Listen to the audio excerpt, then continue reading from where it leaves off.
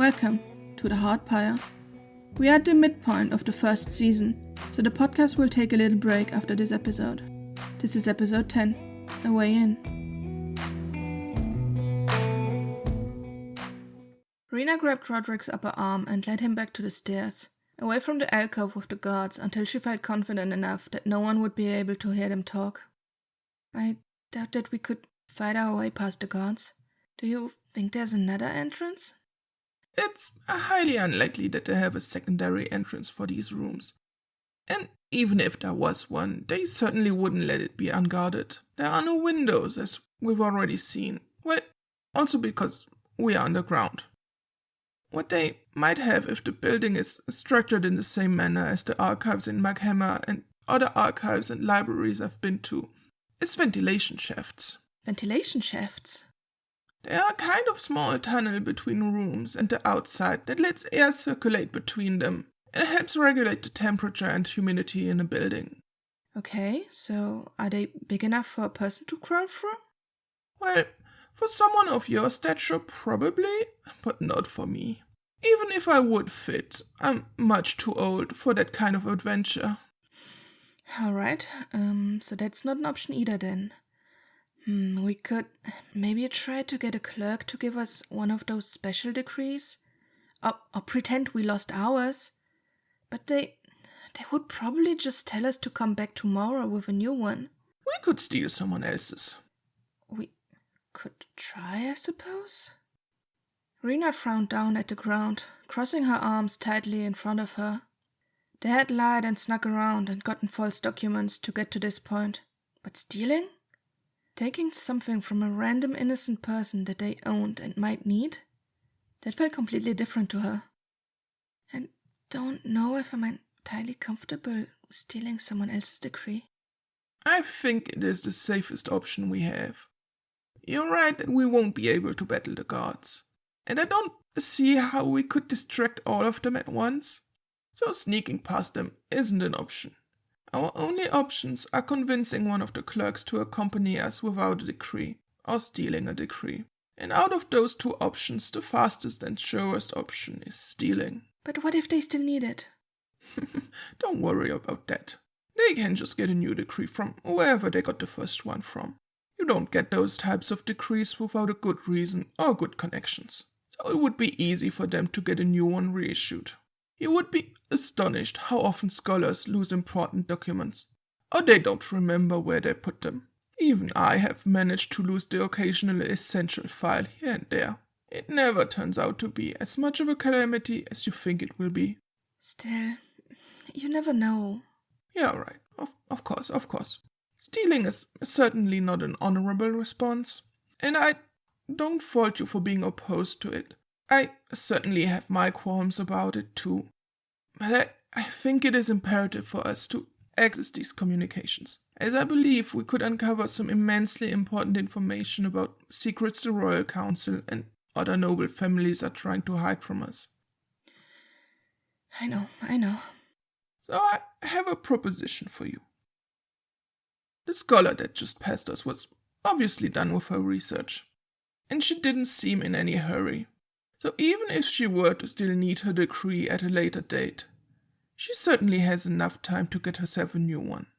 She might not have left the building yet, so if we hurry, we could catch up with her. Rena still didn't like the idea. Didn't like just taking something away from someone.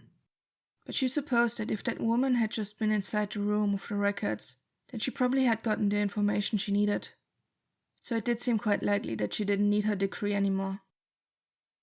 She pressed her lips together and hesitantly nodded. Let's go back to the entrance hall. When they reached their destination, the room was more packed than when they had first arrived. Almost as if all the people who had been standing around in the hallways earlier had shifted to standing around in the hall instead. They stepped aside from the entryway and craned their necks to look over the crowd, hoping to recognize the scholar that had just passed them moments before. Rena hadn't exactly gotten a good look at the woman, but as luck would have it, her dress was instantly recognizable even from across the room, and the way she carried her hair convinced Rena that she had found the right person. Over there. She leaned closer to Rodrick so that he could hear her and nodded towards their target. The scholar was still standing next to the clerk who had been talking to her earlier, or more accurately, who had been talking at her, which she seemingly hadn't stopped doing. The scholar, on the other hand, kept looking away, glancing around and behind herself, and scanning the room as if searching for someone or something. Do we approach her here? What do we say? What should we do? Or do we follow her outside? We don't know where she'll go next. I want to avoid her going somewhere where we can't follow. I know her dress. That's the uniform of the Historical Academy in Damvala. I think I could distract her with some questions, but you will need to figure out where she's keeping her decree and get it off of her. Okay, I'm not exactly sure how I'm supposed to do that. She doesn't have a backpack or other bag with her, so she has to have the decree on her person, in a pocket or inside her shirt sleeve.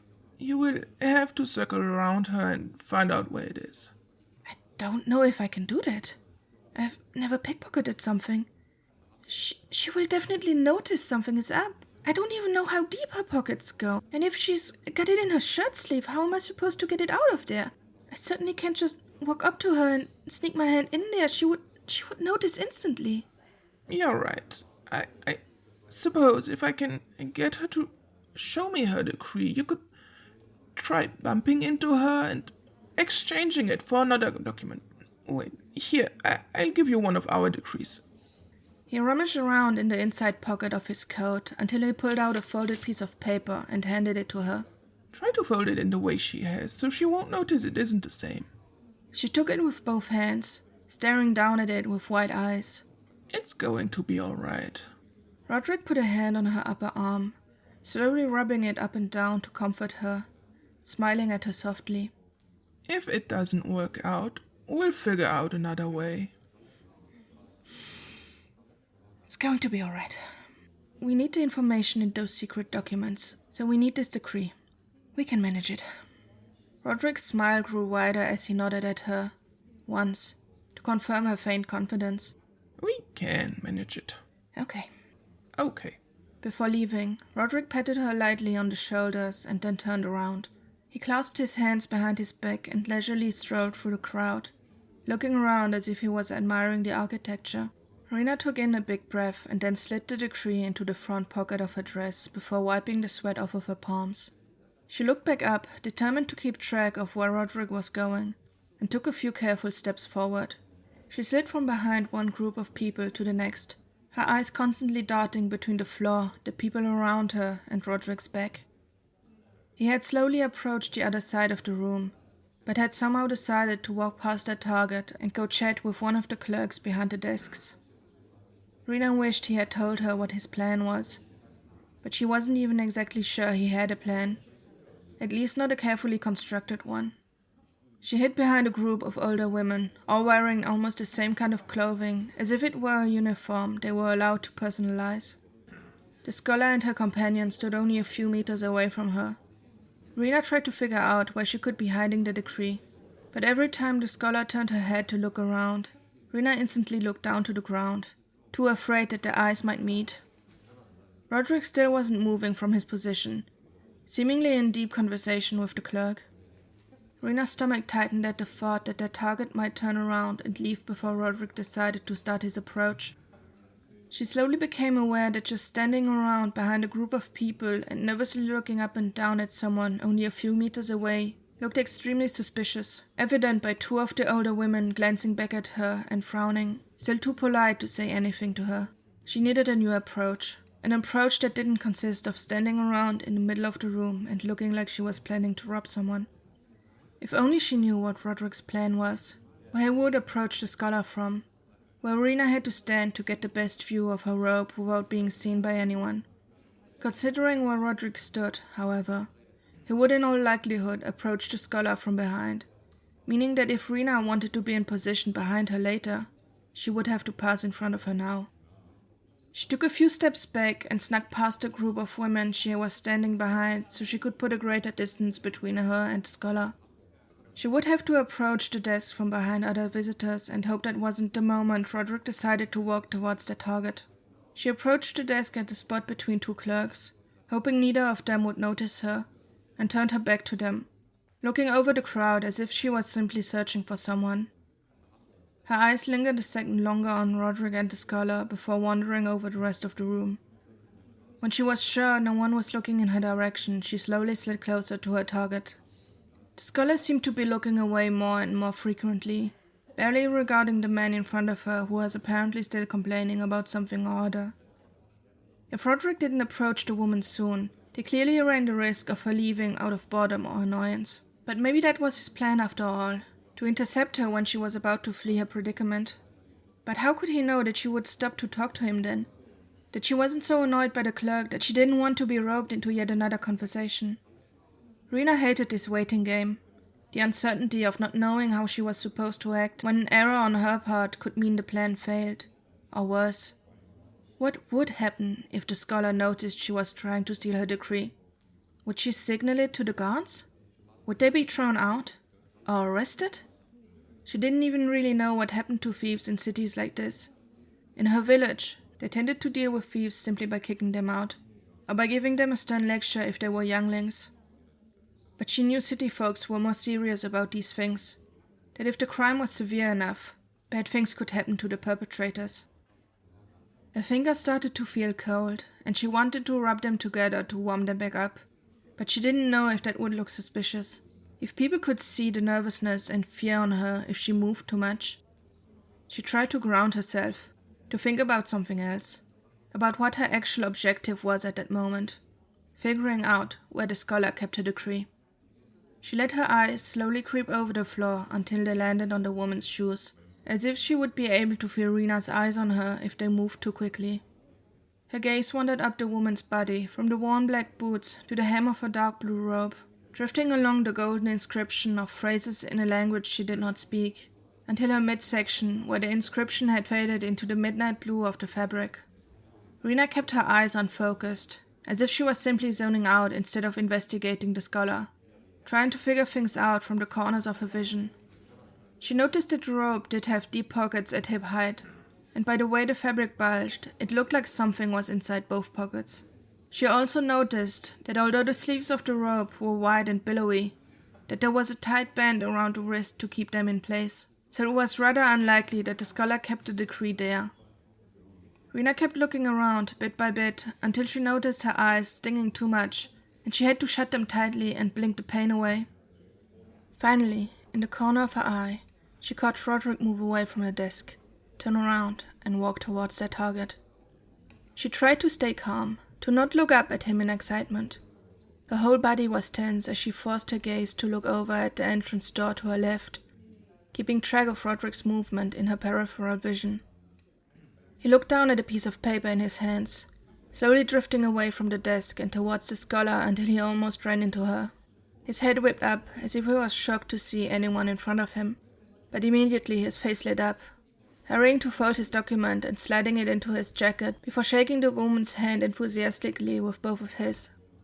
He didn't let go of her hand as he talked to her, although Rena couldn't hear what they were saying, just more murmuring that was drowned out by the general cacophony of the room. She could, however, see how the woman turned away from her previous companion and engaged fully in Roderick's conversation. The clerk, who stood perplexed and somewhat annoyed next to them, pressed his lips together tightly, waiting impatiently for the conversation to shift back to him. Rena pretended to look through the room and scooted closer to them, making sure no one was observing her when she took the steps to her left. After a few minutes she was close enough to hear their voices, and if she concentrated hard enough she could even vaguely understand what they were saying. She had positioned herself in such a manner that the scholar wouldn't be able to see Rena in her peripheral vision, and although Rena was now closer to the woman, she still couldn't figure out in which of her pockets she kept the decree. She certainly wouldn't be able to get closer and sneak around behind the scholar to get a better glance at the pockets, because even if the clerk would leave Rodrick and the scholar alone, there were still too many people around them for such a risky approach. But bumping into her without knowing where the decree was would either be futile or would reveal their plan, so that definitely wasn't an option either. All that was left for her was hoping that Rodrick managed to make the scholar take her decree out of wherever she was hiding it. Rena clasped her trembling hands in front of her, squeezing one hand with the other so tightly that the pain would force the rest of her body to not move, that it wouldn't betray her nervousness. She wanted to scream. She wanted to run. She wanted to do something, anything, and not just stand around waiting for a moment she didn't even know would come. They kept talking and talking, the woman's face lighting up with interest, leaning in closer towards Rodrick while her previous companion grew visibly impatient, his arms crossed, his foot tapping up and down incessantly. But then, suddenly, out of the corner of her eyes, Rena saw how the woman reached down, fumbling around in her right pocket until she pulled a piece of paper out and handed it over to Rodrick. Rena's body froze. Her breath stopped, her eyes fixed on one of the swirls on the wall at the other end of the room, unable to move. Rodrick took the document and turned it around in one hand, inspecting the back of it before opening it. Should she go now? Should she wait an instant longer? Should she try to take it from Rodrick or wait for him to give it back to the scholar? What if the clerk stopped her before she could reach them? She would have to run towards them, make it seem like she was in a hurry, like she couldn't waste even a second to apologize to them.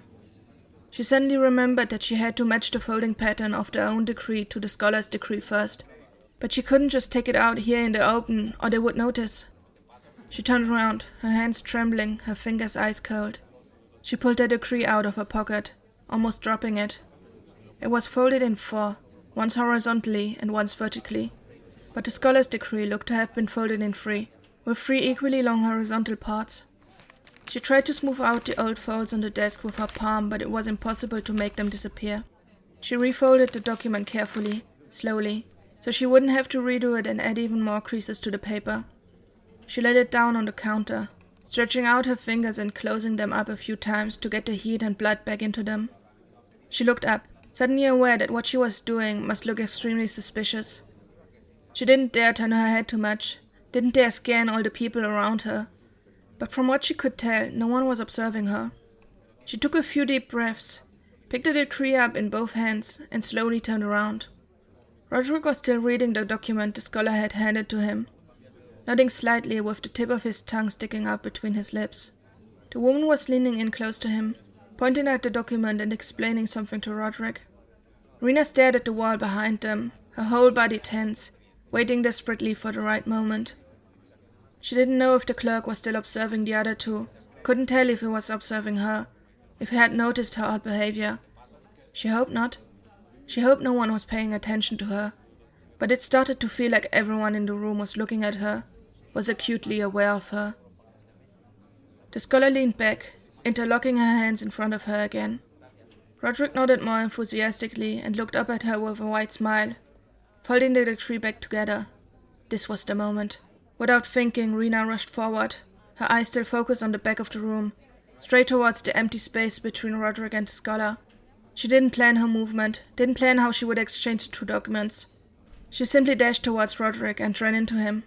Oh, I'm sorry. Oh no, I'm so sorry. Are you all right? Wait. I'm sorry. Hey, sorry. I'm late. I have to go. I'm so sorry. It's fine. Nothing happened. Are you all right? I'm fine. I have to leave. It's fine. It's fine. I have to leave. I'm so Are you sorry. All right? Look where you're going. This isn't the playground. She ran through them, Can you believe clutching the that? new document tightly to her chest, not looking back, not waiting for them to say anything else. Yes. I'm She simply fine. weaved her way through the crowd, apologizing to the people she bumped into, Excuse me. until she had Sorry, reached the just other end of the coming through. room. Excuse me. She rushed towards the entrance that led inside the archives, slowing down but not stopping until she had reached the stairs to the basement and was already a floor down. She turned around, looking up the stairs to make sure no one was following her, then looked back behind herself to see if anyone was observing her in the hallway. When she had made sure no one was following her, she leaned back against the wall and looked down at the piece of paper she was clutching in her hands. It was crumpled from a tight grip, so she tried to smooth it out on the stone wall behind her, too afraid to open it.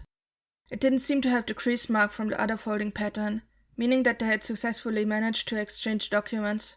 But what if this wasn't what they were looking for? What if it couldn't actually help them, and all of this had been for nothing? She had to reassure herself that Rodrick would have probably said something, or at least motioned to her, if this wasn't the decree they were looking for. She closed her eyes, stood up straight, and took in a few deep breaths.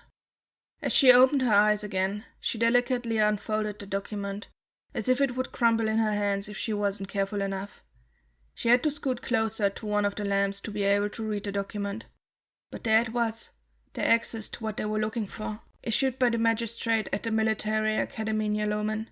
Full access to the rooms in the R4C6 category for the delegation of the Historical Academy of Damvala, without mentioning any exact names, dated only 3 days ago. She clutched the document to her chest and let her head rest against the cold stone wall. It was going to be fine. They would just have to sell the lie that they were from the Historical Academy to one of the clerks, even if they weren't wearing the appropriate uniforms. Rodrick clearly knew enough about that place to make something up, so if they picked one of the younger clerks it would be fine.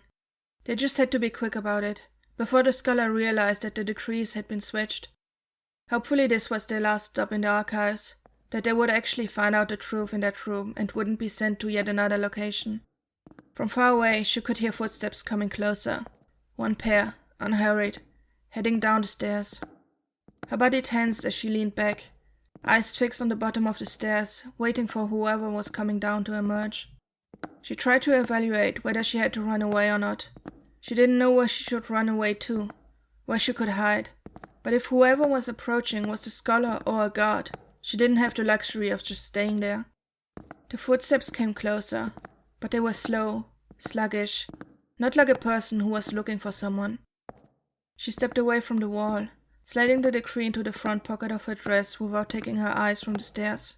Oh, thank the stars. I'm sorry I ran into you like that. I didn't think before rushing forward. No, you did well. You did very well. Look, I got it.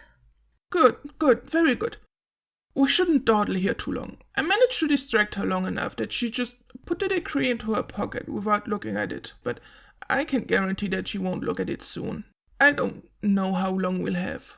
Do we have to go back up? I don't know if that would be a good idea. What if she's still standing there? I saw her walk away. It should be fine. Don't worry about it. Wait, someone's coming. She pushed him away from the stairs and towards the wall, choosing the middle point between two lamps so they could stay in the shadows, at least as much as that was possible. 2 people came up the stairs, one man in tight black pants and a floor-length brown coat, and a young woman in the same uniform the other clerks were wearing. She was plump with rosy cheeks and light brown hair braided into 2 long braids running down her chest, and before Rena even realized what she was doing, she was rushing forward towards the clerk. Hi, excuse me, I hope I'm not interrupting you. We are searching for someone to accompany us to room R4C6E1. Would you be free to come with us? I'm truly sorry. We're a bit in a hurry or we would have gone upstairs again. Oh, I think I'm available. If that would be okay with you, sir? Yeah, good. I know the way out of here. Thank you so much. Sure. Goodbye, sir. Thank you so much for your help. We're with the delegation of the Historical Academy in Damvala. I've got our decree right here. Hello, it's very nice to meet you. Oh, yes, I'm honored to meet you, sir. Here you go. It's for any of the rooms in R4C6, but we only need to go to the E1 room. Rena handed the decree to the clerk, but barely gave her enough time to open it and glance at it before she looped her arm around the clerk's elbow and headed down towards the stairs. I'm sorry to rush you like this, but we really are in a bit of a hurry. No problem at all. I understand that you are busy people, especially after coming from so far away. They walked down the stairs and down the hallway, Rodrick following both girls close behind. The clerk didn't ask to see their decree again before opening the door to their room, nor did she acknowledge the guards. It all seemed too simple to Rena, like someone would come rushing down the stairs calling out to arrest them at any moment. They entered into another deep, dim-lit room, filled from floor to ceiling with bookshelves that were packed with what looked like the same type of bound book over and over again. Go find the documents. Look for ARC. Rodrick had leaned in to whisper into Rena's ear before turning to the clerk. I have a question. A member of our delegation is currently looking into a rather confidential subject at the moment. Rena stepped forward a few steps, she has mentioned that she has already inspected all the documents she has access to without she slipped between two bookcases and hurried down the passage, making sure her feet barely left the ground so her footsteps wouldn't resonate through the entire room. She only stopped shortly to look at the signs hanging on the side of the bookcase to figure out where the documents they were looking for could be. But since she wasn't sure how to interpret the abbreviations, it took her several minutes to find out where she was supposed to go. She had to find row A first, which happened to be the last 3 rows of the room. She then had to find the bookcase labeled RC. But since the letters related to abbreviations and were not simply organized alphabetically, She had to run from one sign to the next to figure out where the correct one stood. She was lucky enough that she didn't run into anyone, or even hear anyone else in the room. She was far enough away now that she couldn't hear Roderick's conversation anymore, which also meant that she didn't know if he was still successfully distracting the clerk or if she was now looking for Rena. Oh, there it is. Finally. What do I have to look for? Oh, why do they all have to look the same? I should probably look for the year the fire happened. Am I even in the correct decade here? Oh, why is it organized like this? How do these people find anything here? Hey. What are you doing here?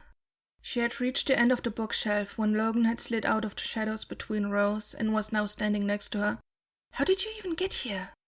I have my ways. What are you looking for?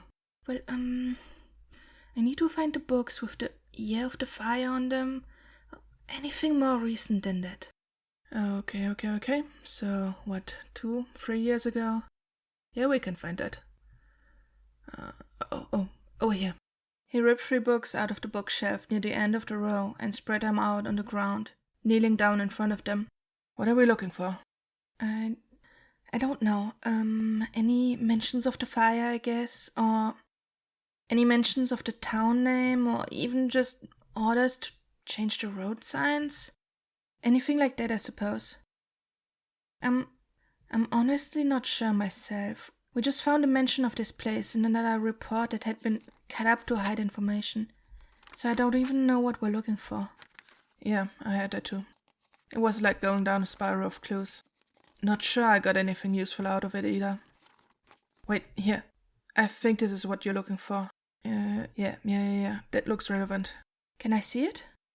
Rena sat down on the ground next to Logan and took the thick book he handed her, placing it in her lap. The pages of the book were letters between the administrator and various members of the Royal Council that had been sewn together into a tome. Logan leaned over the book and pointed to a section in one of the letters that mentioned Miller's knee. Rena's eyes grew wide, turning immediately into a frown as she skimmed the letter. How dare she say the town had no great importance and then mention right after that 37 people died? Yeah, these people are assholes. Don't expect compassion from them. Wait, she mentions the crow effigy. I found one of those too, in my hometown, next to the church. They had been planted in the ground, like a ritual or something. I don't know. It was kind of strange. But I picked one up and it had an inscription on it in some old script. Rodrick didn't know what it was either, but I think he knows someone who could read it. Okay, weird. Like, someone placed them there? Never heard about that before. You think the people responsible for it left it there? As a threat? I don't know. The letter doesn't state much either. It, what? As per protocol, the complete elimination of the town's memory has commenced. What does that mean? How can they eliminate a town's memory? What? Show me. They just admit to that? They generally keep evidence of the fact that they actively suppress the truth just lying around here, where everyone can see it. But what does it mean? Probably that they try to pretend the town never existed. You know, like, if they never talk about it, then the town's destruction never happened, and everyone who says otherwise is called a liar or silenced by them. But the fact that they just keep this lying... Wait. He held a hand out in front of her, as if he wanted to stop her from moving. He looked up, his eyes wandering around slowly as if he was scanning the room. Rena froze up, eyes wide, hearing nothing but the slowly approaching footsteps. She didn't know if it was best to stay quiet and hope the person didn't see them, or if they were supposed to run away. But where could they run away to? The room only had one door, and there were guards outside of that door. So if they were to run out, the guards would know right away that they had to be arrested. Could they hide from the person by sneaking between rows? But Logan wasn't moving, and the footsteps were getting closer, and panic was starting to rise in her. You can't be one of the guards. Must be another visitor. Just pretend we're allowed to be here. How do you know? The guards wear heavy armor and a sword. You hear that immediately when they're walking. It's gonna be fine. Let's just keep reading. Rena stared down at the page in front of her, the letters melting together in front of her eyes. Her breathing slowed down until it stopped completely, and she was only aware of the beating of her heart and the approaching footsteps. Thank the stars it's only you. He got up, ripping Rena out of her trance. She looked back at the figure that was closing in, and realized with relief that it was only Asher. Where's the old man? You didn't see him near the entrance? No, there was no one there. Strange, he should have been there. Do you think he left? Nah, he doesn't seem like someone who'd do that. He's probably just looking around in another part of the room. I guess. Asher, how did you get in? Asher stood a few meters away from them, facing the same bookshelf Logan had taken the books out of. She didn't respond, and Rena wasn't sure if she didn't want to answer the question, or if she was simply too engrossed in finding what she was seeking. She reached out and pulled one of the books out, leafing through it till the very end, before stopping at a certain passage and ripping out the page. What are you doing? Rena shut up, the book sliding off of her lap. She rushed over to where Asher was standing, while Asher slid the book back into place and folded the ripped-out pages in 4 before sliding them into the inside pocket of her tunic. You know what? You're right. No, we can't just steal these things. They'll notice. I kinda already did it earlier with my stuff. But they'll notice. They won't notice anything. They're too blind and stupid for that. Yep, definitely agree with that. It just isn't right to destroy someone's property and then steal it. Look, we don't have the time to read all of it here anyway. And we'll probably need it as evidence later. Let's just take everything we need and get out of here and then read it outside. I promise they won't notice it's gone. How do you know? Wait, shut up. What? Shit, we need to leave. What? Over here. Asher rushed past, and before Rena had really grasped what was going on, Logan had grabbed her by the wrist and was pulling her towards the back of the room until they had reached the wall. They turned left, but just as they emerged from behind the bookshelf, they almost ran into someone. Someone who suspiciously looked like one of the guards that had previously guarded the other side of the door. Immediately, Logan swiveled around and pulled her back so they could run in the opposite direction. In front of them, another guard emerged from between 2 bookcases, blocking their path and forcing them to turn right, back towards the center of the room. As they reached the end of the row, Logan stopped abruptly, letting go of Rena's wrist as his arm shot up in front of her. Asher had to pivot to the left so she wouldn't crash into him, her back instead hitting the bookshelf. Rena lost her balance and fell backwards, and only after she had hit the ground did she see the rapier blade held out in front of Logan's throat, and the man the sword belonged to. He didn't look like one of the guards. He instead wore a long blue coat with gold details that told Rena that in all likelihood he was the one giving orders, even if he barely looked to be Logan's age. She scrambled backwards and got up, trying to run back to where they had come from, but one of the guards had caught up with and was now coming down the passage. Rena stepped backwards until she hit Logan's back, keeping her eyes fixed on the approaching guard. Who are you? Hey man, I could ask you the same. This all seems a bit abrupt. Why all this aggression? Look, we weren't doing anything wrong. Just looking at some documents like you were allowed to. You're coming on a bit strong here. Then why did you run away, smartass?